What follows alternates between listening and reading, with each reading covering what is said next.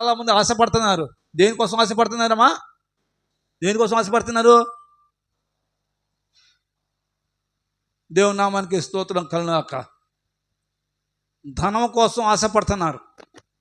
ఆ ధనం కోసం ఆశపడి వాళ్ళు అన్ని రకాల పనులకు బానిసగా మారిపోతున్నారు.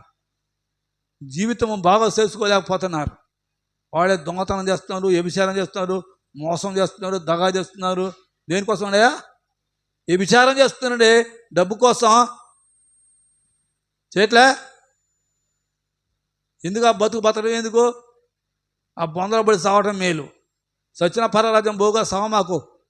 దేవుని స్తోత్రం కలుగుగాక. సత్య ప్రయోజనం లేదు. ప్రభువుని నమ్ముకొని ప్రార్థన చేసి నీ పాపాన్ని కడుక్కునగా చావు. దేవుని స్తోత్రం. ప్రభువా, నా ప్రవర్తన బాగలేదయ్యా అని నన్ను బాగు చేయాలని ఏడువు కాసేపు. సంతోషపడతాడు దేవుడు. నువ్వు దేవుడా దేవుడు అంటుంటేవాయా, నీ బతుకు బాగా లెక్క చేసుకోలేకపోతుంటేవాయా. దేవుడు మాత్రం ఏం చేస్తాడంటే, నేను ఏదైనా చేయగలడు. ఆయన చేతిలో సమస్య యావత్తుంది. ఆయన మాట మాత్రం సెలవిస్తే కార్యం జరగమంటే జరిగిద్దండి. కారణం ఏంటి అంటే, నీ ప్రవర్తన, నీ మనసు మార్చుకో. మనిషి బాగుంటే ప్రయోజనం ఉంది, నీ మనసు బాగోకపోతే ప్రయోజనం ఏముంది? మనిషి సోగ్గా ఉంటే ఉపయోగం ఏముందండి? నీ మనసు ఉండాలి మంచిగా. నీ మనసు ఎప్పుడైతే తేటగా ఉంటుందో, నీ మనసు ఎప్పుడైతే శుభ్రంగా ఉంటుందో, నీ మనసు ఎప్పుడైతే హృదయము ఎలా ఉండాలనయా? తేటగా ఉండాలి. నకిలీ లేకుండా ఉండాలి. తప్పిపోయిన కుమారుడు తండ్రి యొద్ద ఉన్నంతసేపు ఎలా ఉన్నాడు? చాలా పవిత్రంగా ఉన్నాడు. తండ్రిని విడిచిపెట్టి తన చెడు అలవాటు పడే తండ్రిని వదిలిపెడతాడు. బతికేమైపోయినానే? అడక్క తిన్నా భోజనం దొరకలే వాడికి. అవునా? ఉన్నంతసేపు తిరిగాడు, సరదా జల్సాగా మాట్లాడాడు, తిరిగాడు. వాడి దగ్గర ఉన్న అంత ఆస్తి అంత కోల్పోయితే ఎవరైనా ఆదరించే వాళ్ళు ఉన్నారా? ఎవరైనా ప్రేమించే వాళ్ళు ఉన్నారా? యేసు నువ్వు కలిగి ఉంటే నిన్ను అందరూ ప్రేమిస్తారు. అది తప్పిపోయిన కుమారుడు పరిస్థితి ఎలా మారిపోయింది? తర్వాత వచ్చి ఏమైనా పశ్చాత్తాపడుతున్నాడు తండ్రి నీకును ఎవరికైనా. ఇంకా స్తోత్రం కలుగుగాక. విరోధమైన పాపం చేశాను, ఆయన నన్ను క్షమించమని కోరుకుంటున్నాడు. జీవితాన్ని అలాంటి క్షమాపణ నీకు లేదాయా? నువ్వు క్షమించ ప్రభావాన్ని స్వభావం నీకు రావట్లేదాయా? ఎందుకు నువ్వు ప్రార్థన చేయటం? పశ్చాత్తాపడు, మోకరించు, కన్నీరు గారు, ఏడువు. మోకరిస్తూనేమో నువ్వు ఏం చేస్తావుండే?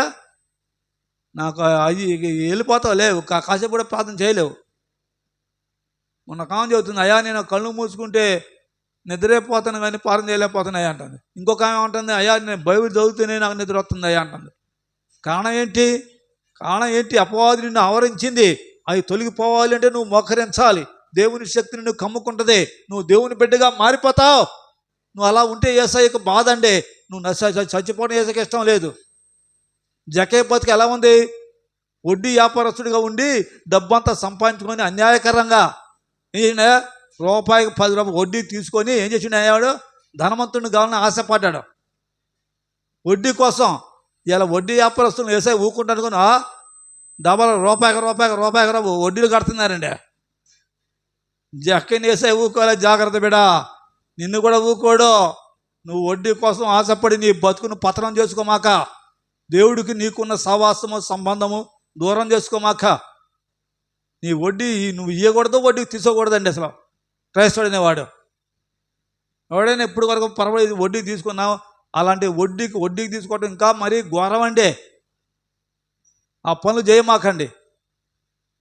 నీ వడ్డీ ఏం పని చేస్తుంది? నేను వడ్డీ ఎక్కించదు. ఒకడున్నాడు, దేవుని స్తోత్రం కనుక, ఇల్లుకు తాకట పెట్టుకుని డబ్బులు ఎత్తడండి.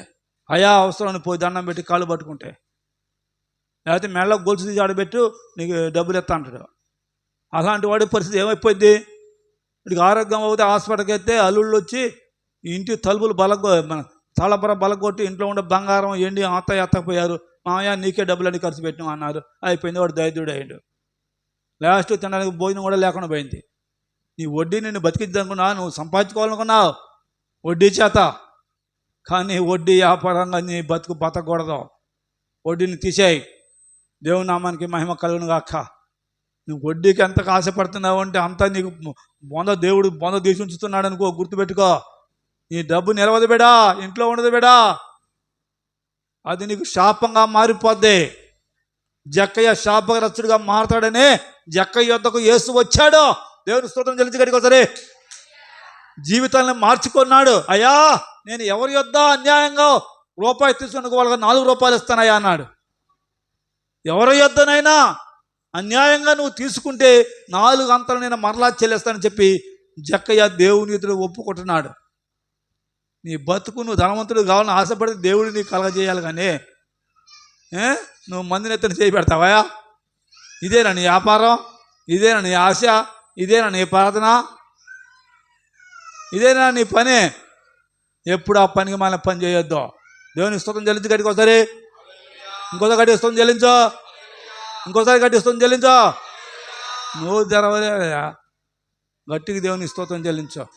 తెరువు నోరు గట్టికి వందనాలు చెల్లించు దేవుడికి. ఇంకోసారి 2 చేతులు పైకి గట్టికి దేవుని స్తోత్రం చెల్లించో. హల్లెలూయా, హల్లెలూయా. ఆ స్థితిలో ఉన్నప్పుడు జక్కయ్య ఇంటికి యేసు వచ్చాడు. నీ ఇంటికి యేసు రావాలి అంటే నువ్వు కూడా మారితేనే వస్తాడు దేశాయి నీ కాడికే. వచ్చామన్న యేసు ఆ చోటికి వచ్చినప్పుడు కళ్ళెత్తు చూచి, జక్కయ్య, మేన్, జక్కయ్య ఎక్కడ ఉన్నాడయా? చెట్టు మీద ఉన్న జక్కయ్యను ఏమన్నాడు? దిగమన్నాడు కిందికి.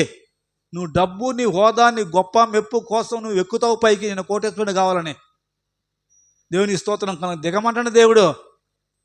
చదువు ఇంకా కింద వచ్చిన కూడా, నేడు నేను నీ ఇంట ఉండవలసి ఉందని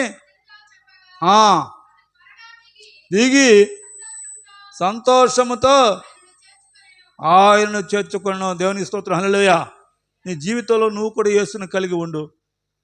దేవుని నామానికి మహిమ కలుగును గాక. నిజంగా నువ్వు ఎలా ఉండాలంటే విశ్వాసముతో ఉండాలి. జక్కయ్య యేసు వచ్చినప్పుడు విశ్వాసం కలిగిన వాడిగా ఉన్నాడు. ఏమన్నాడు? అయ్యా, నాకు ఇది అంత వద్దు, ఎవని వద్ద నేను అన్యాయంగా తీసుకుంటే వాళ్ళకు 4 అంతలు ఇస్తానయ్యా అన్నాడు. నా డబ్బులు అంత ఏం చేస్తున్నాడయ్యా? పంచి పెడుతున్నాడు, ఇస్తున్నాడు. అక్కడ ఉన్న జనాభా అందరూ ఆశ్చర్యపోతున్నాడు. వీడి పిసినారు వాడు, అన్యాయంగా డబ్బులు తీసుకున్నాడు, ఇప్పుడు డబ్బులు ఎత్తనేదే. నీ జీవితంలోని మార్పు అనేది అవసరమయ్యా. నీ ప్రవర్తన మార్చుకోయా, నీ బ్రతుకును మార్చుకోయా. దేవునికి స్తోత్రం కలుగును గాక. నీ జీవితాన్ని ఎప్పుడైతే మార్చుకుంటావో, ఎప్పుడైతే నీ బ్రతుకును మార్చుకుంటావో, ఎప్పుడైతే నువ్వు యేసుతో కలిసి ఉంటావో అని చెప్పి దేవుని వాక్యం సెలవిస్తుంది. అందుకొరకే మనం బ్రతికంత కాలం కూడా మన ఇల్లును మనం ఏం చేసుకోవాలంటే శుభ్రంగా ఉంచుకోవాలి. మన హృదయం అనే ఇల్లు ఎలా ఉండాలి అంటే శుభ్రంగా ఉండాలి.